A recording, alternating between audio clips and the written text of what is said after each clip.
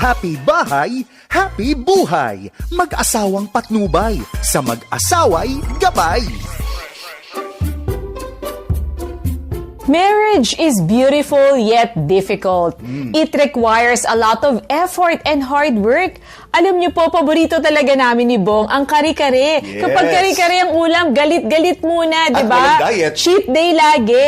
Siyempre, ang sarap ng kare-kare, pero talaga namang isa po to sa napakahirap gawain. Sisimulan mo na palambutin ang karne mo, hahanap ka ng tamang ingredients, ng mani. At ang bagoong. At syempre, ang bagoong dapat swak sa lasa, match sa true. kare-kare. So, kare-kare kaagapay, di ba? Kailangan kompleto ingredients, hindi pwedeng may mawala, di ba? Otherwise, hindi siya lalasa. Ganyan din nga po ang ating pagsasama. Tama, honey. And speaking of ingredients, importante na dapat kumpleto ang ingredients ng inyong pagsasama, talong, pechay, pero hindi yan ang ingredients Yes. para sa isang masayang pagsasama, honey, no? Kailangan present lahat ng ingredients para lumabas ang sarap at lasa. So, what are the top 5 ingredients to a healthy marriage? Magandang tanong. Unang-una na nga po dyan, ang commitment. Ang commitment po, it is more than permanence or fidelity. Ang commitment po, it is more than a promise. Ito po yung pagbibigay nyo ng 100%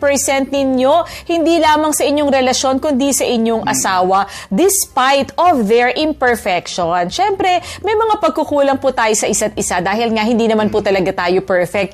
Pero despite of our shortcomings, kailangan po committed pa rin tayo na mahalin ang ating asawa. Committed pa rin po tayo na mag-grow sa ating relationship at manalangin together. Napakahalaga po niyan. Tama, honey. Ikalawa, ito gusto ko to, honey. Loving acceptance. Anong ibig sabihin yan? Love your wife before she changes or whether she changes or not. Hindi mo na kailangan pang, ay, magbabago lang ako kung magbabago ang Tama. asawa ko. Isa pa, honey, no? Nothing is unforgivable. Hindi Totoo. ba? Napakaganda niyan. Nothing should stop you from loving your wife. Wow, ang ganda niyan. Ikatlo, respect, respeto. Tandaan po natin that our spouse is made in the image and likeness of God. Kaya naman kailangan i-treat po natin sila ng tama. Treat them with honor and respect. Think of it po as an honor to serve one who is like God.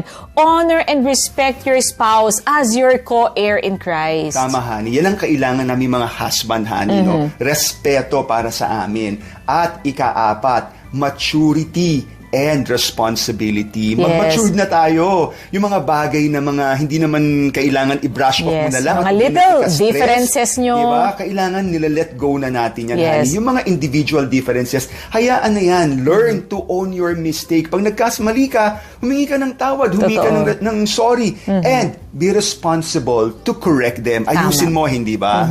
At ikalima, intimacy. Alam niyo po, God created our marriage not just for companionship, pero nais din naman po ng Panginoon that we enjoy each other. Marami pong uri ang intimacy at dapat po lahat po yan ay ginagawa nating mag-asawa. Remember that a good marriage is both a mystery. And a miracle. Lagi po nating tandaan ng mag-asawang sabay manalangin. Na pagtatagumpayan lahat ng suliranin. Ako po si Bong Pineda. At ako naman po si Claire para sa Happy Bahay. Happy buhay!